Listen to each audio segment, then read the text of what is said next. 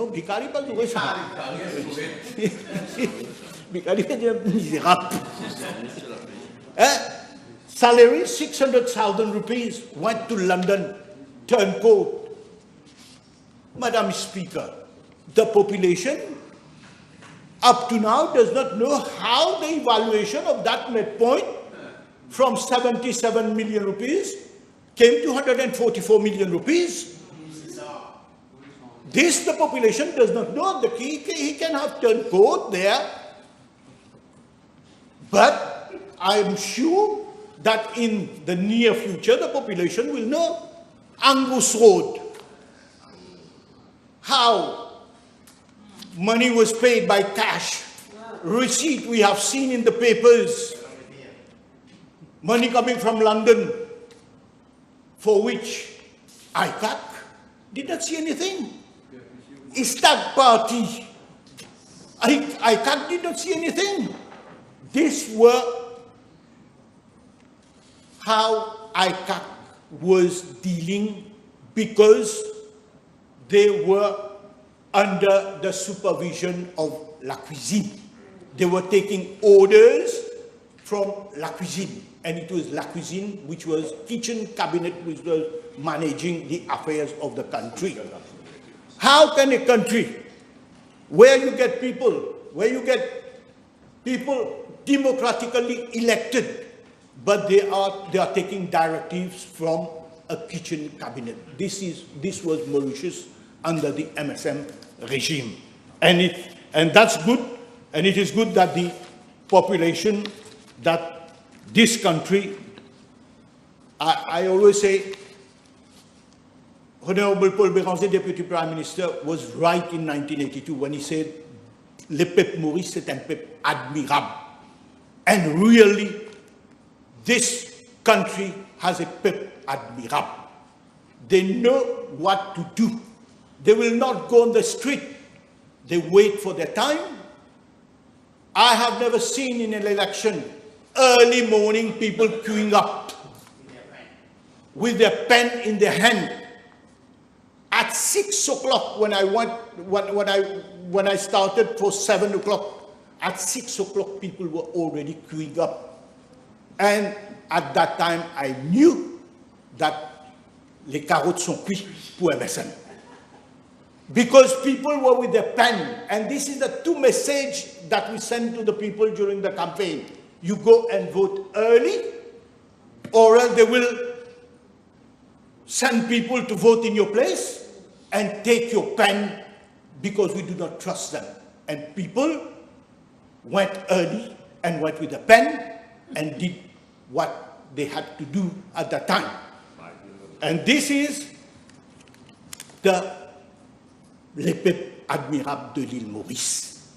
And I'm proud, as a Mauritian, that our citizens have done what has to be done for this country, Madam Speaker. Madam Speaker, I come to another topic, which is flash floods. We know that we cannot predict flash floods. But since I took office, I had several meetings with the technical staff of my ministry and carried numerous site visits, because we are very much concerned as a small country with flash floods, and we know what happened in our country. I must say that I have been very much surprised on the extent of works which have not yet been completed or even started. Since 2019, that is 6 years now, projects qualified under emergency and budgeted for an amount of 11.7 billion rupees were not implemented. Despite these projects were considered to be emergency projects. 62 projects listed as priority by the Land Drainage Authority are incomplete or even yet to be started, under either they don't have drawings or there is no relief, that is no follow-up have been done to see that the drains are put in place. Madam Speaker, we all know the distress that many people faced during the flooding of 2023-2024. We saw many vehicles were carried away and heavy damages caused to infrastructure, particularly in Port Louis and Vallée des Prés. Any reasonable government would have immediately implemented mitigating measures to prevent the recurrence of such events. Sad to say that this never materialized in reality. For Port Louis, 8 projects were listed as top priority to mitigate the impact of flooding from Ruisseau du Pouce and inside Port Louis, La Poudrière and Dieu des Street. 1.9 billion project value funds were earmarked for supposedly emergency projects. None of these have been implemented today. And yet, you remember what was their motto? At that time, they said, putting people first. I'm sure you can bet who they were putting first. Yes. In the same line, Madam Speaker, the Drain Infrastructure Construction Limited was set up. This company was supposed to act faster than other implementing agencies like RDA and UN local authorities. It was created with an envelope of 12 billion rupees. We all know who was chairing the ICL. Projects exceeding cost estimates for which financial clearance were not obtained were being awarded. And today, the ICL is sitting on claims worth millions of rupees to consultants and contractors. Madam Speaker, with a view to ensuring that drainage systems are robust, regularly cleaned and properly managed to minimize the damage caused by flash floods and protecting both lives and property, the Land Drainage Authority has been mandated to spearhead the National Flood Management Program. Cabinet has just set up a technical committee to review the Land Drainage Master Plan, and a report is expected in the shortest delay possible. Madam Speaker, this government has not forgotten roadways. Some 11 drain projects are being considered for implementation in roadways. 4 projects at the level of Central Procurement Board for selection of contractors. A land drainage master plan for roadways will be commissioned by the LDA. This will serve as a basis for attenuating the impact of flooding and achieving an integrated management of flood risks to reduce the vulnerability of the population to heavy rainfall. Madam Speaker, the availability of these infrastructures ensures that communities thrive, businesses operate efficiently, and citizens enjoy a better quality of life. In essence, the development and upkeep of roads, drains, and amenities are integral to a country's growth, stability, and prosperity. Madam Speaker, over the recent years, the Government of India has financed several projects under the G2G agreement. These projects, including the new Flag Hospital, the new Cancer Hospital, and ENT, are of great significance to the people of Mauritius, for which we are deeply grateful to the Government of India. However, I have been informed that the previous government did not involve my ministry at any stage of the project. My ministry is now called upon to provide technical support, because we have to provide the technical support for these assets which Government of India has offered to us. But we have no plan, no design, anything, because the government of Mauritius, in the fold of the previous government of Mauritius, that has not involved the Ministry of National Infrastructure in any stage of the project. Now, we are trying several mitigating strategies at the level of my ministry so that we can follow up. We are trying to conduct a comprehensive building audit for all buildings constructed within the last 2 years under G2G agreement. We are developing a building maintenance manual, including updated layout and system details. We are implementing a preventive maintenance program in close collaboration with the project consultants. As far as construction sector, my ministry will support and empower SMEs by implementing targeted measures to enhance their capabilities and ensure their sustainable growth. We will facilitate access to public contracts for SMEs in the construction sector, ensuring that they have fair opportunities to participate in government projects. Additional support will be given to help small contractors invest in modern equipment and innovative construction technology. One of the critical challenge facing our economy, particularly in the construction sector, is the skill mismatch and labor shortages.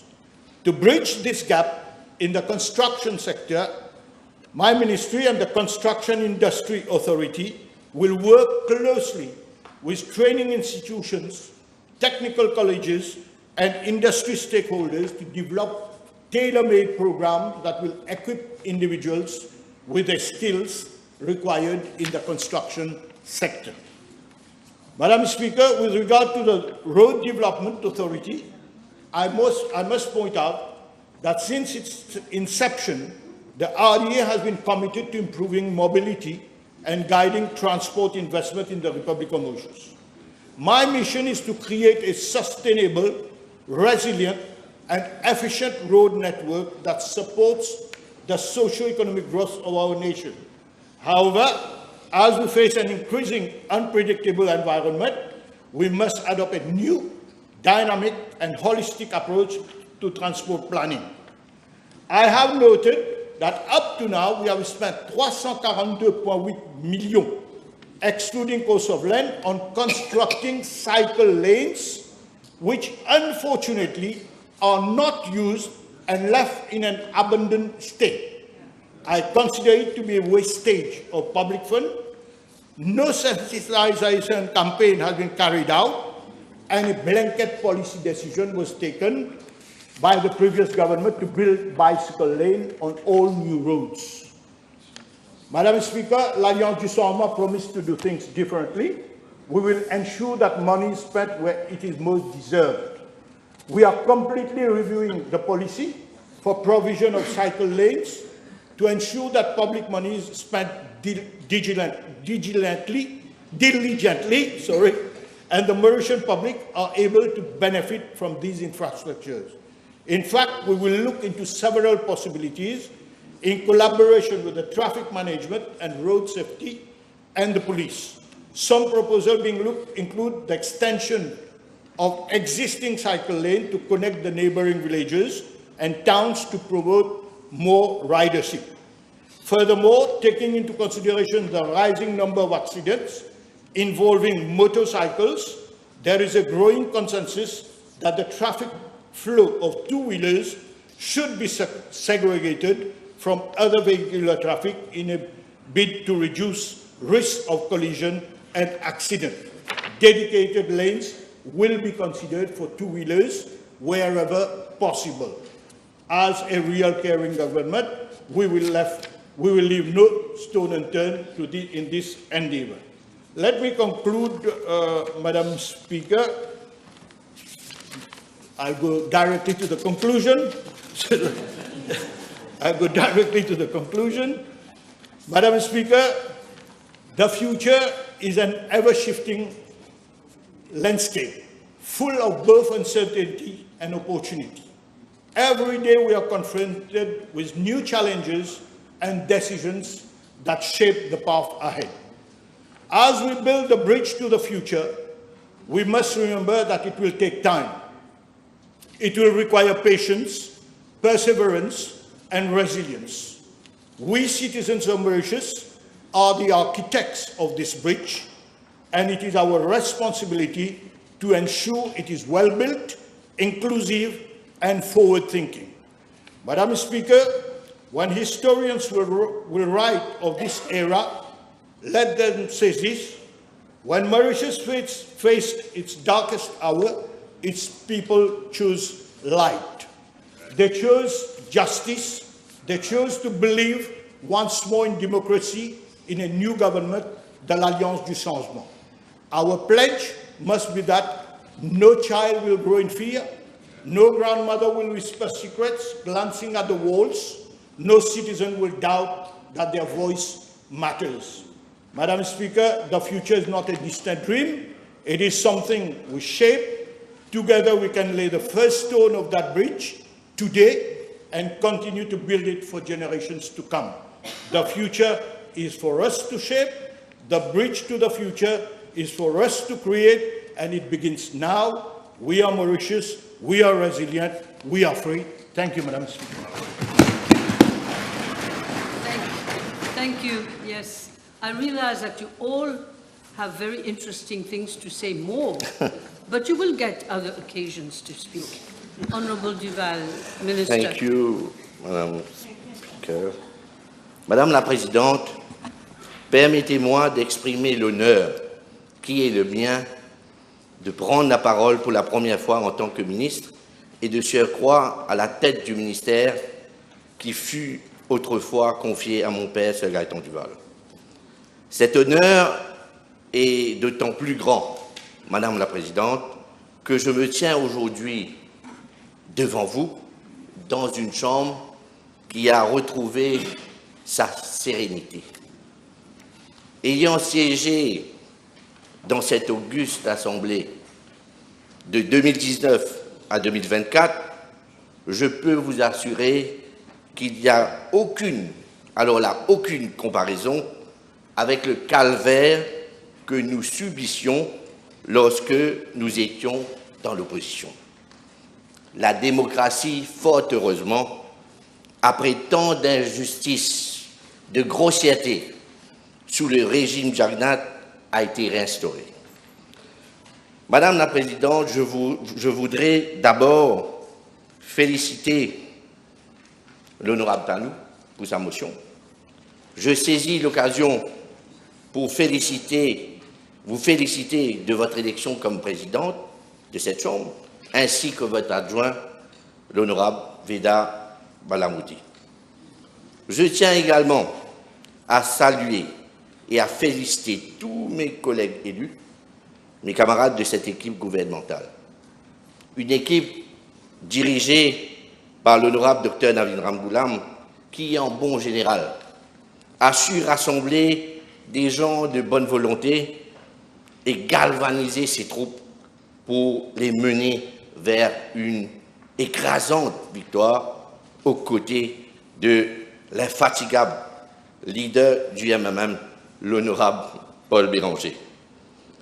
Je n'oublie pas mes amis, évidemment, de résistance et alternative, notamment mon ami Ashok Soubon, mes deux camarades de Nouveau Démocrate, Kouchal Lobine, l'honorable Kouchal Lobine, l'honorable Véronique Le Govin, et je tiens à dire un grand merci, enfin, aux habitants de Kirby Midlands qui m'ont fait confiance, ainsi que mes deux colistiers, l'honorable Michael Silpian et l'honorable, mon ami, Adja Ganes. Et je rappelle que la circonscription numéro 17 est la seule à avoir eu 3 ministres. Madame la Présidente, nous avons... Un petit peu mentor. Madame la Présidente, nous avons assisté le 10 novembre dernier à une révolution pacifique et démocratique. Aucune effusion de sang, aucun affrontement. Cette révolution s'est faite avec un simple stylo. La victoire de 60-0 a entraîné dans son sillage un sentiment de liberté, voire une confiance retrouvée au sein de notre population. Mais les chantiers devant nous restent immenses. Madame la Présidente, je veux simplement souligner qui n'a jamais été autant on n'a jamais été autant en symbiose avec les vœux et les aspirations de notre peuple. Notre gouvernement n'a pas choisi la facilité. Nous avons choisi de faire les choses en respectant la loi. Et permettez-moi maintenant de parler de mon ministère dont j'ai la responsabilité. Le tourisme, Madame la Présidente, est un pilier essentiel de notre économie. Sa contribution directe et indirectement tournerait, selon les estimations, autour de 21 à 24% de notre produit intérieur brut. Il faut savoir qu'un emploi sur 10 est directement ou indirectement lié au tourisme. Madame la Présidente, comment se porte le secteur? Si l'on croit à certains chiffres, plutôt bien, mais cela, d'après moi, aurait pu être beaucoup mieux en termes d'arrivée, et je peux dire que nous ne sommes qu'à 97 à 98% du niveau de 2019. Mais l'ancien gouvernement se targuait de pouvoir retrouver, voire dépasser ce seuil en avançant les chiffres de 1,4 million de touristes. Quant aux recettes du Gross Tourism Earning, la Banque de Maurice a publié un chiffre de 93 milliards pour 2024. Mais ce que l'histoire ne dit pas, c'est que ce montant est artificiel, gonflé par la dépréciation de la roupie et de l'inflation à Maurice, comme dans la zone du dollar. Et je ne dis pas ça de gaieté de cœur. Comparé à 2019, les recettes touristiques n'ont que légèrement augmenté. Je ne suis pas économiste, mais 93 milliards avec un dollar de 47 roupies et l'inflation que nous subissions aujourd'hui valent peut-être moins de 66 milliards avec un dollar à 36 roupies dans le contexte économique de 2019. Madame la Présidente, je ne peux évoquer le ministère du Tourisme sans parler des scandales qui ont éclaboussé la Mauritius Tourism Promotion Authority sous l'Ancien Régime. C'est du vol, Madame la Présidente. Des centaines de millions de roupies parties en fumée. La liste des malversations, des magouilles est longue. Mais permettez-moi, Madame la Présidente, d'en citer quelques-unes. Tout d'abord, il y a le cas des white parties, Madame la Présidente. White parties organisées par Maradiva, auxquelles la MTPA a contribué. Et là, je parle de l'édition de 2024, à quelques mois des élections fédérales, les services de 4 coco girls originaires des pays de l'Est ont été sollicités. Madame la Présidente, ces danseuses exotiques ont été présentées comme des journalistes et des influenceuses. Mais qui a payé le déplacement au coût de 450 000 roupies? Mais là, évidemment, la MTPA, bien sûr, autrement dit, l'argent des contribuables. C'est une véritable honte, Madame la Présidente. Et grâce à l'actualité, les photos de ces white parties, ou devrais-je dire des wild parties, ont refait surface avec certains participants pour les moins louches. Après les Pinocchio's parties, les pool parties et les donc parties, laissez-moi vous parler de l'affaire de Snow Polo que personne ne connaît peut-être. Snow Polo, pas vrai.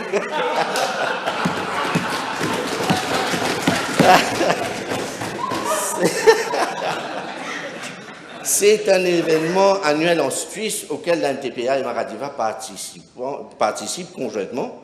Et concernant l'édition de 2024, l'organisateur a servi une mise en demeure à la MTPA, pas plus loin que janvier 2025, il y a quelques semaines, pour des dettes impayées de 2,8 millions, plus les intérêts et la TVA.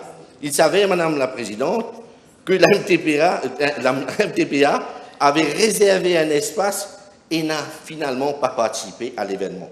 Et plus grave encore, Madame la Présidente, c'est qu'après une enquête interne, il a été découvert que l'ancien directeur aurait signé l'accord avec l'organisateur sans l'aval du board et sans la signature du président. Et ce n'est pas tout, Madame la Présidente. Selon l'enquête, l'ancien directeur a signé l'accord pour le compte de Maradiva et la MTPA. N'est-ce pas, Madame la Présidente, un cas de conflit d'intérêts? Laissez-moi évoquer encore un autre scandale qui a provoqué un tollé parmi les internautes. Il s'agit de deux supposés gentlemen à la prestigieuse course épique de la Royal Ascot. Enfin, la MTPA et Maradiva sont présents à cet événement de 2016 à 2024. Et il faut dire que cette participation a coûté un total, attendez Madame la Présidente, de 8,8 millions à la MTPA, dont 8,1 millions ont été versés directement à Maradiva. Directement à Maradiva. Pire, Madame la Présidente, pour contourner toutes les procédures, certains paiements ont été faits à travers le représentant de la MTPA à Londres. Et je ne serais pas étonné que la MTPA ait financé jusqu'à la redingote et le chapeau haut de forme, appelé chapeau cancréla, porté par ces deux du jour. Qui sait peut-être aussi que les sous-vêtements de Don Georges aussi, peut-être, hein, ont été sponsorisés par...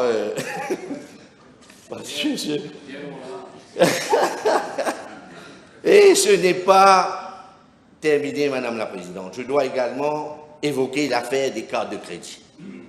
Cartes de crédit mises à la disposition de l'ancien directeur de la MTPA de 2018 à 2024. Ce monsieur, Madame la Présidente, aurait dépensé la coquette somme, tenez-vous bien, Madame la Présidente, 14,6 millions en achats personnels. 14,6 millions. Il a dépensé 528 000 en 2018. En 2019, il a dépensé 1,5. En 2020, il a dépensé 1,277. Le montant grimpe encore, Madame la Présidente. 2 361 en 2021. 2 798 en 2022.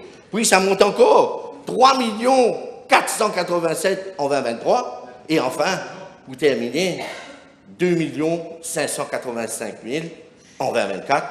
Et je rappelle à la Chambre, Madame la Présidente, que les frontières étaient fermées en grande partie dans les années 2020, en 2020 et 2021.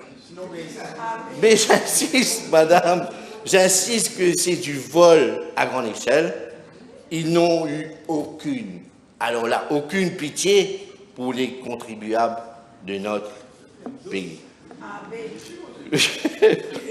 Je m'arrête là, Madame la Présidente, car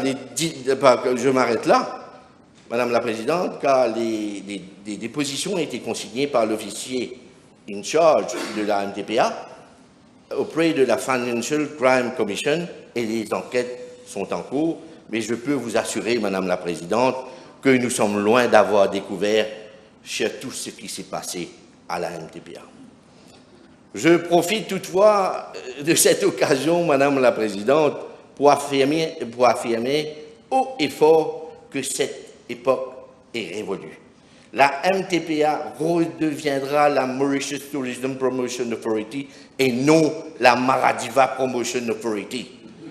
J'adresse également une mise en garde claire et nette, claire et ferme, et que le gouvernement de Navin Ramgoolam, de Dr Navin Ramgoolam, le Premier ministre de ce pays, sera intransigeant envers ceux qui confondent leur poche avec les fonds publics. Madame la Présidente, l'urgence de renforcer notre contrôle sur les opérations des bateaux de plaisance dans nos eaux est plus pressante que jamais. Ces embarcations sont devenues des instruments silencieux du réseau de trafic de drogue, particulièrement le corridor entre Maurice et l'île de la Réunion. Et pour faire face à cette situation, nous allons rendre obligatoire l'installation d'un système d'identification automatique EIS sur tous les bateaux de plaisance. Ce dispositif permettra un suivi réel des déplacements des embarcations. J'ai eu l'occasion d'avoir une réunion avec le commissaire de police et j'espère de ne pas commettre d'impair en indiquant qu'il était très enthousiaste à l'idée. Nous allons aussi créer des zones de mouillage dédiées à un système d'attribution de bouées individuelles. Ce projet permettra une surveillance plus efficace avec une détection rapide des activités suspectes. Nous ne voulons pas que des bateaux de couleur bleue quittent le nord pour revenir de couleur orange et chargés à rabord. Si vous voyez où je veux venir. Madame la Présidente, je profite de cette opportunité pour annoncer, avec l'aval du docteur Navin Ramgoolam, que nous allons bientôt nous doter d'un système du PMO, d'un système de reconnaissance qu'on appelle IRIS Recognition System. Fini les longues attentes à l'aéroport, fini les procédures administratives lourdes à l'immigration. Ces Smart Gates permettront d'accélérer le passage des visiteurs au contrôle et soulager le personnel affecté aux différentes procédures aéroportières. Et l'installation de ces portiques intelligents n'est pas qu'une simple question d'infrastructure, mais c'est un impératif stratégique pour notre secteur touristique. De plus, Madame la Présidente, les cas de vol et d'agression contre les touristes constituent un véritable fléau qui mine le secteur et qui porte atteinte à l'image de notre destination. J'ai eu l'occasion de parler au commissaire de police et il m'a assuré que le personnel de police du tourisme sera renforcé dans un avenir proche. Madame la Présidente, le discours programme met un accent particulier sur l'écotourisme et le tourisme durable. Aujourd'hui, ce n'est pas une option, mais c'est une nécessité. Et c'est également ce que souligne le blueprint de 2024 à 2033, élaboré par une mission de conseil de la Banque mondiale. Ce plan directeur, commandité par le ministère du Tourisme, est prêt depuis 2024, Madame la Présidente. Et je m'étonne que mon prédécesseur, que l'ancien ministre n'ait pas trouvé le temps ou alors n'ait pas jugé utile de finaliser et de la publier. C'est tout simplement aberrant, Madame la Présidente. Le plan directeur 2024-2033 rejoint ma philosophie qui est le modèle Sea, Sand and Sun qui a bien servi le pays et qui va continuer à le faire, mais doit aujourd'hui être épaulé et soutenu par d'autres concepts.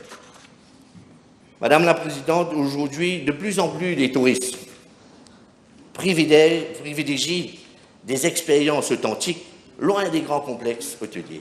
Ils veulent rencontrer des Mauriciens, découvrir les facettes de notre culture et de notre histoire et vivre une expérience immersive. Tant mieux, Madame la Présidente, car quel autre pays au monde, malgré sa petite taille, peut se vanter d'être un véritable carrefour de culture, de religion, de tradition et de gastronomie. Nous devrons nous adapter à cette nouvelle réalité. C'est pourquoi, Madame la Présidente, notre nouvelle stratégie mettra l'accent sur le tourisme intérieur. Nous allons aussi valoriser l'identité culturelle, ensemble avec le ministre des Arts et de la Culture, le patrimoine et valoriser l'identité culturelle et le patrimoine unique de l'île Maurice, et en parallèle, cela va créer des nouvelles opportunités pour les petites entreprises locales et contribuer à une véritable démocratisation de notre économie. Madame la Présidente, notre stratégie de développement touristique s'orientera vers plusieurs segments prometteurs, notamment le tourisme de santé et de bien-être, le tourisme culturel patrimonial enrichi par la création des circuits thématiques, le tourisme sportif, le tourisme médical, le tourisme communautaire favorisant la participation active des habitants. Le secteur MIS, Meeting, Incentive, Conference and Exhibition, qui représente un potentiel considérable pour les marchés accessibles. Et c'est à travers ça, avec l'émergence du dynamique et de l'économie africaine et la montée en puissance de ces grandes entreprises, ce sera une opportunité stratégique qui s'offre à l'île Maurice. Nous sommes idéalement positionnés à seulement 4 à 6 heures de vol pour attirer les Africains en pleine expansion et leur proposer une destination d'excellence pour leurs événements professionnels.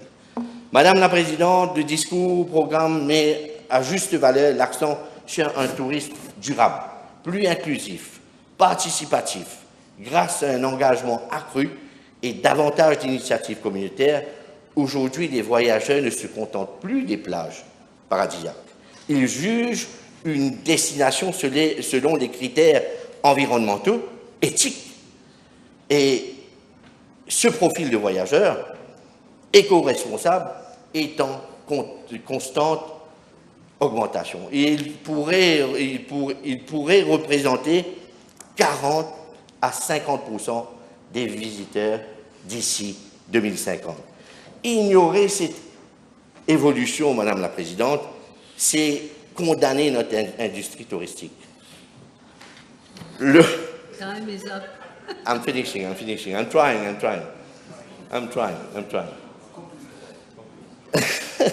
Nous allons obtenir la certification de Green. Monsieur le ministre, excusez-moi. Je suis sûre que vous avez encore beaucoup de choses intéressantes à dire. Trop beaucoup. Mais il faudra trouver d'autres occasions pour nous le dire. Définitivement. Je vais probablement passer près de la conclusion, Madame la Présidente, en vous disant que c'est autant plus crucial que l'Europe, notre principal marché, traverse actuellement à des difficultés économiques susceptibles de faire augmenter le coût des voyages. L'Allemagne, par exemple, est frappée par une récession, alors que la France vient tout juste, à partir du 1er mars, augmenter la taxe sur les billets d'avion.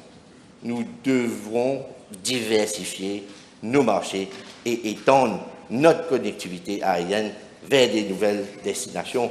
Et autre chose, un autre défi majeur, c'est la basse saison. C'est l'une de mes principales préoccupations depuis mon arrivée au ministère.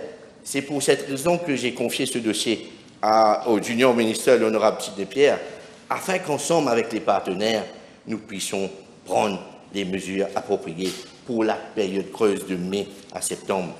Madame la Présidente, vite fait, je vais parler de l'école hôtelière Saint-Gaëtan-du-Val. Monsieur le ministre. J'ai fini. Excusez-moi. Okay. Je conclue, madame. Non,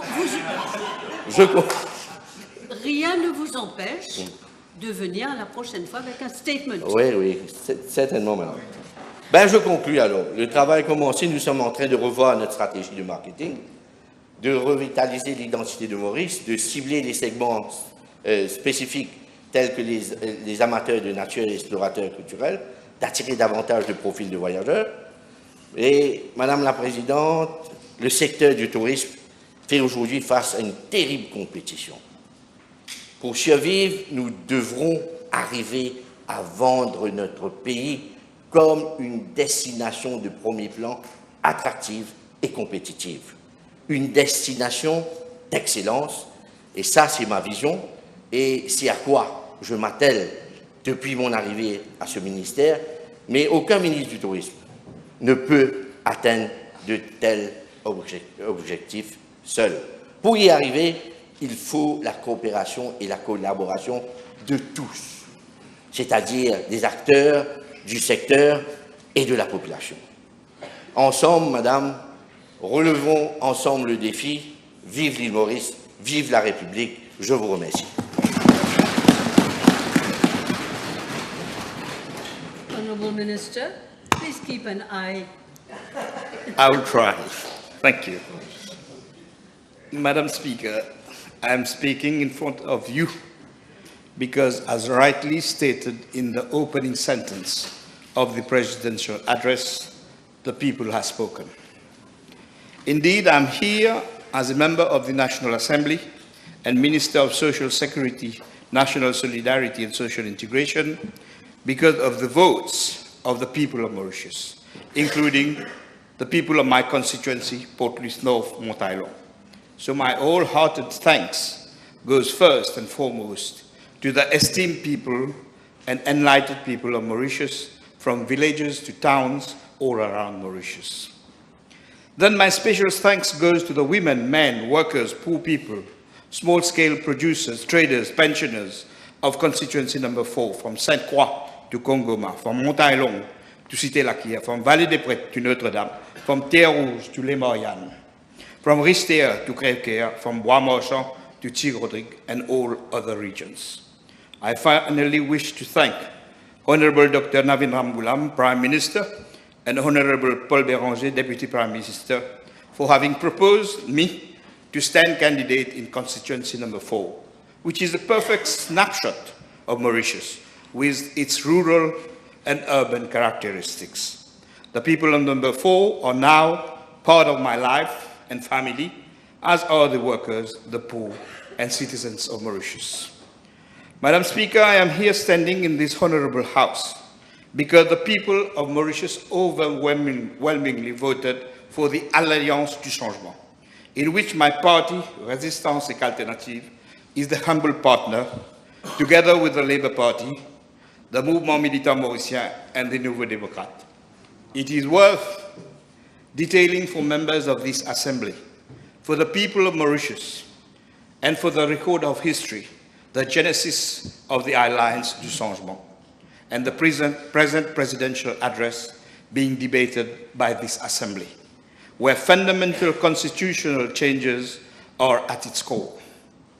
It was in August 2022 when Résistance et Alternative considered a red line was crossed with the mafiosisation and autocratic characteristic of the previous regime started to unveil by the Kisnan assassination, that our party called for the unification of all parliamentary and all extra-parliamentary forces to form an electoral front, to change the previous government and elect a new transition government to bring both regime change and system change. When the mafiosization expanded its wider tentacles with the sniffing episode of BD Jacqueté and the planting operations against political opponents of the regime, we intensified our initiative.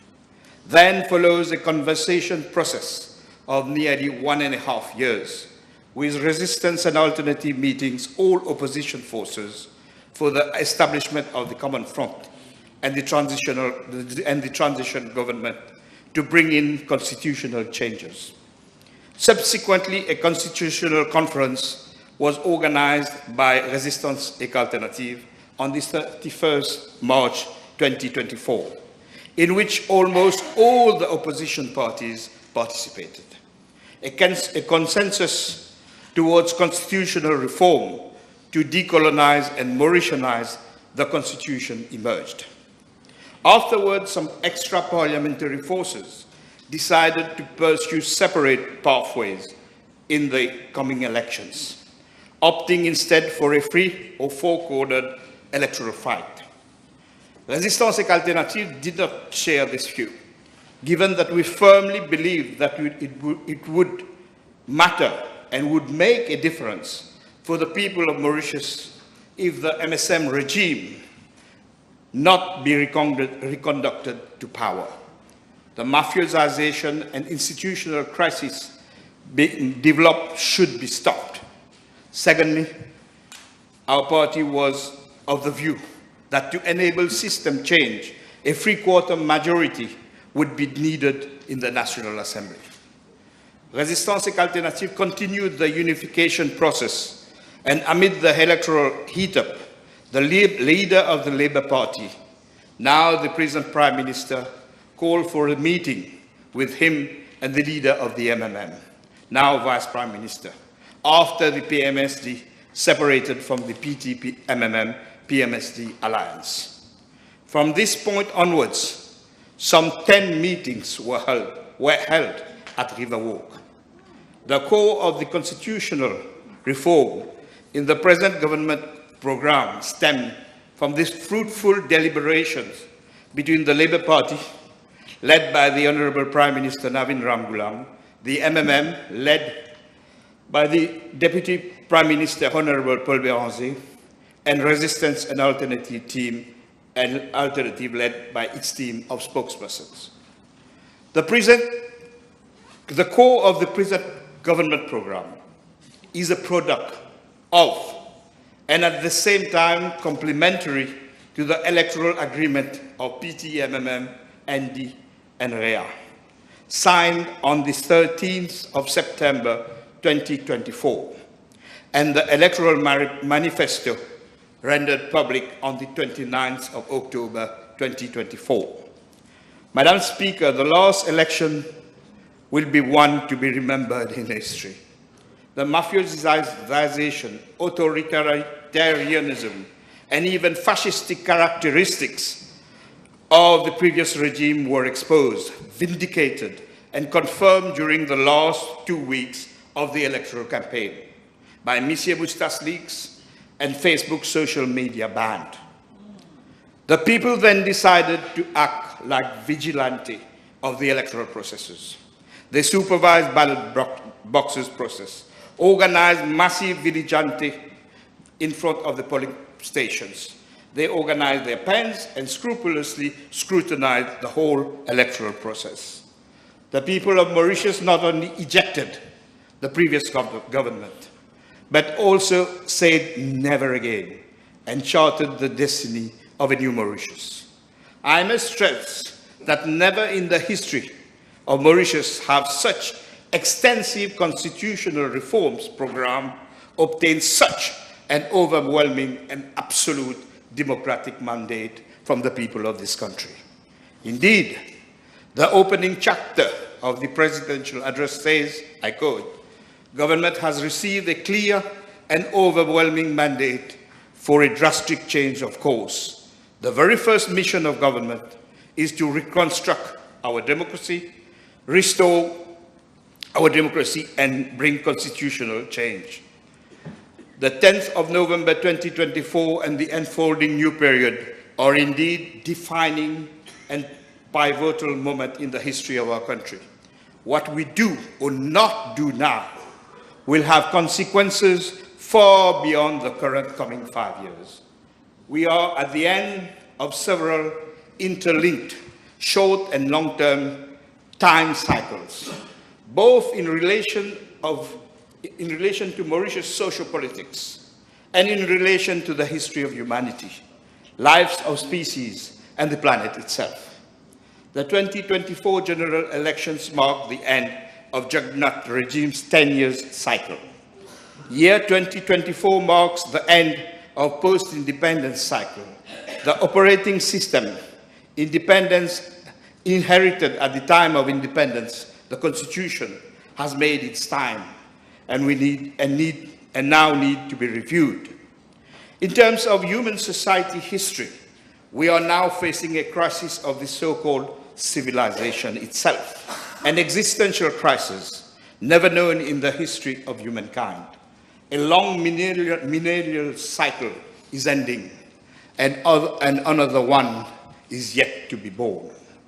In terms of biological time, the time of life of living species on Earth, we are amid the sixth extinction crisis, threatening various species and many forms of life on the planet. A cycle of millions of years is ending. In terms of geological time, we are in the middle of fundamental change in the time of Earth's system, whereby planet Earth itself is in crisis, in a state of fundamental change due to the climate and the crisis of crossing of the limit of ecological boundaries. According to many scientists, Earth is dangerously moving from stable Holocene epoch to enter into new unstable and crisis epoch, which has now been coined Anthropocene. Any person who will look back to Mauritius after 50 years will definitely realize that this country was at a historical, decisive, and defining moment of socio-ecological change in 2025 after the people have spoken and elected a new government in 2024. This defining moment will mark a significant forward leap in history, with a major shift in societal norms, structures, or behaviors driven by the present political actions which we will be taking by adopting the presidential address and Honorable Babita Tanu's motion. The constitutional reform agenda proposed by this government program aims at inter-area and interrelated socio-ecological and democratic transformation. The government program proposes to recognize the right of every citizen to stand candidates in elections as citizens without any compulsory community classification. The government program carries a panoply of democratic reform, from the introduction of the right of recall and electoral reform with the dose of proportional representation to ensure more equitable political and ideological streams, as well as ensuring a better gender representation in the National Assembly. The government program will guarantee local elections within the Constitution. The government program proposes to enshrine the right of nature, coupled with public interest litigation and class action judicial concepts within the Constitution, making Mauritius a vanguard country in terms of socio-ecological sustainability. The government program will enshrine social, economic, cultural rights as recognized by the United Nations within the Constitution, thus promoting a socio-economic right-based society, offering additional constitutional protection against social discrimination in terms of housing, education, healthcare access, employment, social security, as well as languages and cultures. The government program aims at consolidating Section 16 of the Constitution by adding new categories of people to be protected, for example, to protect people with disabilities. The proposition of enshrining the values of peace, justice, and liberty within Section 1 of the Constitution mark a qualitative elevation of fundamental core values of the Republic and its people.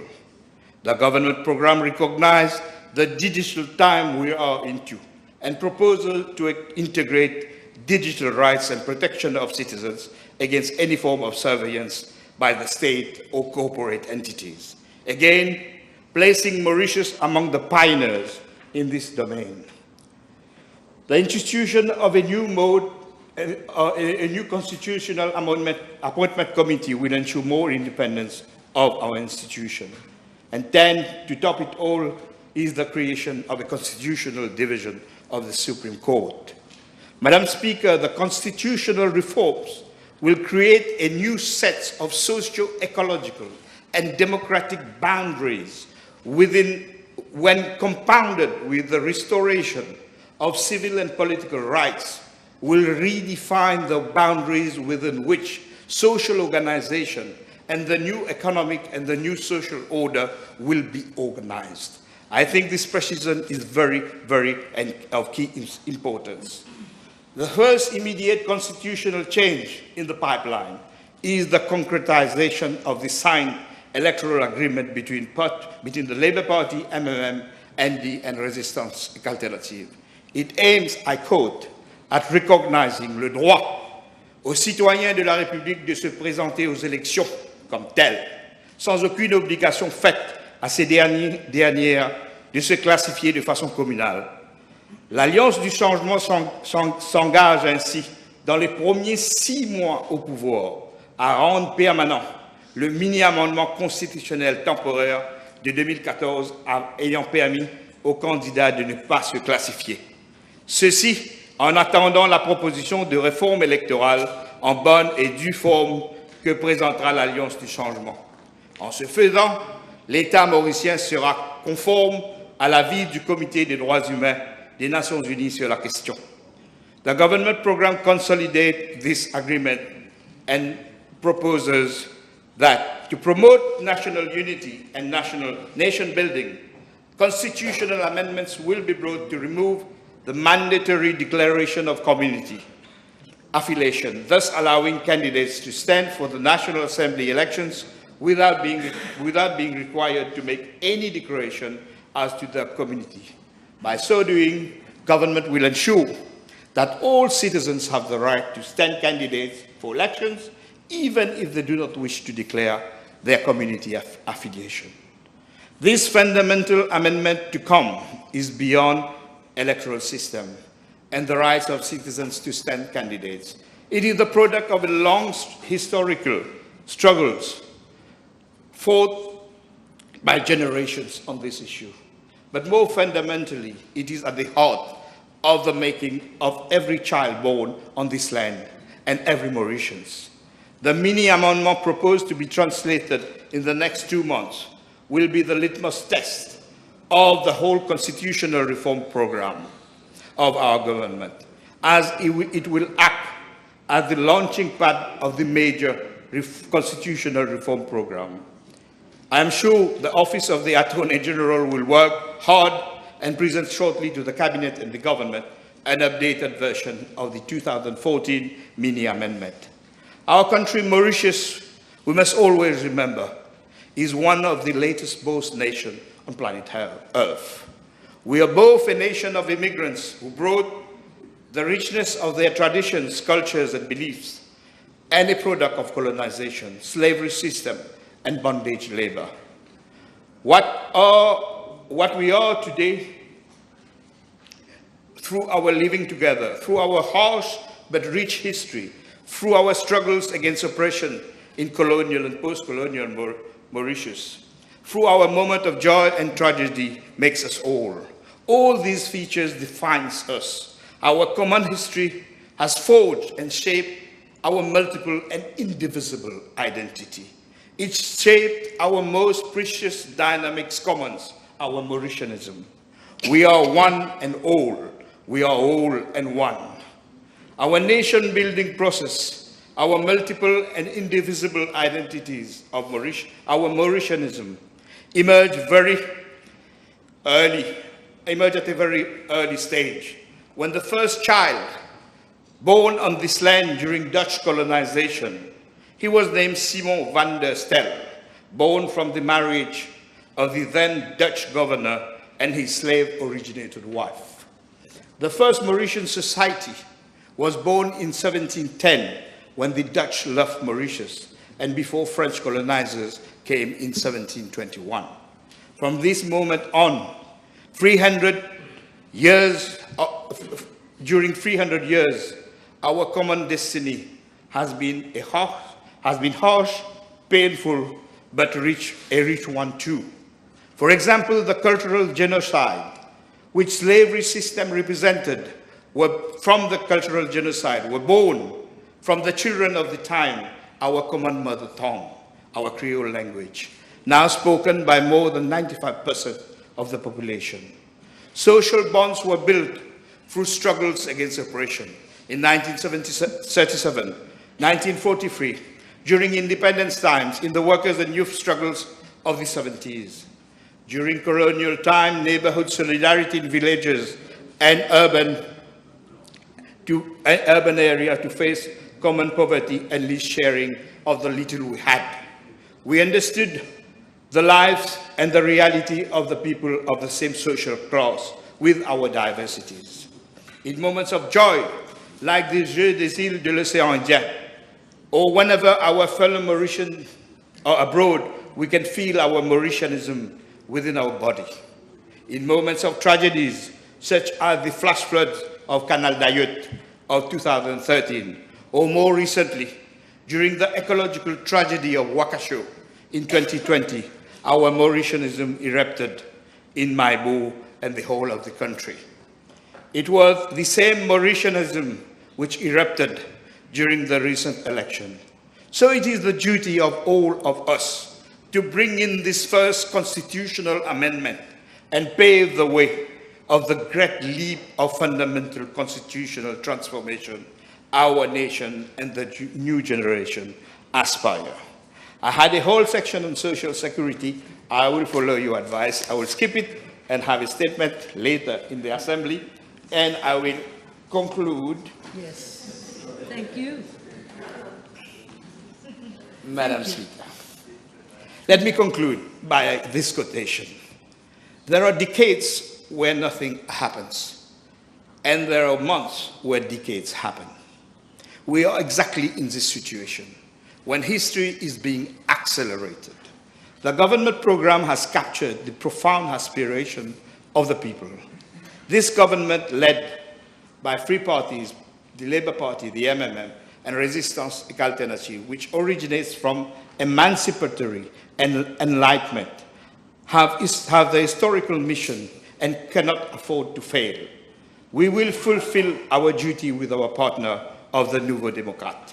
Indeed, some conservative forces, some economically powerful forces, the usual profiteers, the cronies, would try to block the great leap forward agenda of the government program.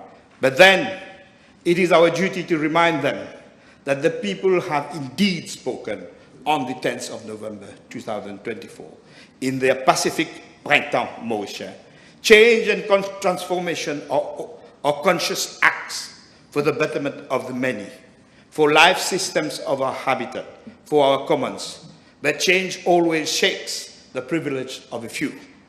To those forces, I will simply repeat and say a slogan used by the Right Honorable Prime Minister Navin Ramgoolam in 2010, Pagrat Ledo Malaya. Let me also say that forces who tried to block the socio-political emancipation have all failed, from the abolition of slavery to independence time. Madam Speaker, my party is proud to be part of the long historical transformative journey towards a socio-ecological and systemic transformation of Mauritius. Madam Speaker, allow me to raise my fist there to say, let Mauritian be Mauritian forever, with our multiple and indivisible identity. Dans moi et na tout, vive nous Mauritianis, vive Mama la Terre.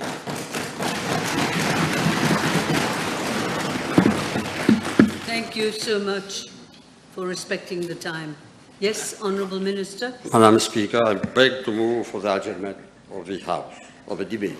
Yes, the question is that the debate be now adjourned. Those in favour say aye, those against say no. Aye. The ayes have it. Honourable Prime Minister. Madam Speaker, I beg to move for the adjournment of the House to Friday, the 7th of March, 2025 at 3 p.m. Yes, seconded by the Deputy Prime Minister. The question is that the House be now adjourned to Friday, the 7th of March, 2025 at 3 p.m. Those in favour say aye. Aye. Those against say no. The ayes have it. The House stands adjourned. Yes, I understand there is one, I'm sorry, an adjournment time. Yes, one. I will allow one. My question is addressed to the Honourable Prime Minister. Given the proliferation of drugs over the last 10 years like never before, I'm afraid to say that if we don't act firmly and forcefully, the situation may become irreversible. With all due respect to our police service, without undermining the police service, I would like to ask the Honourable Prime Minister whether the government is contemplating to have foreign expertise to assist us in our fight against drugs and drug trafficking. Thank you. Madam, yes, question time. Madam Speaker, yes, thank you for reminding us. We all know what is the problem with drugs. We are renaming what was Natreza, as you know. We'll have like a czar in the person of Mr. Sam Lutan, who knows how to deal with this. But we will also have expert advice from abroad. Thank you. Thank you. Thank you, everybody.